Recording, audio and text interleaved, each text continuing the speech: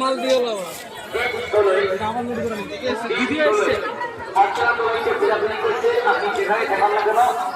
আপনি বটতলার সামনে এসে দেখা করেন। কমলার চালক, পঞ্চলার চালক, কমলার চালক, পঞ্চলার চালক, আপনি যেখানে থাকেন না কেন, আমাদের যে মন্দিরের পেছনে ইনকোয়ারি অফিস আছে, তোমার মা দাঁড়িয়ে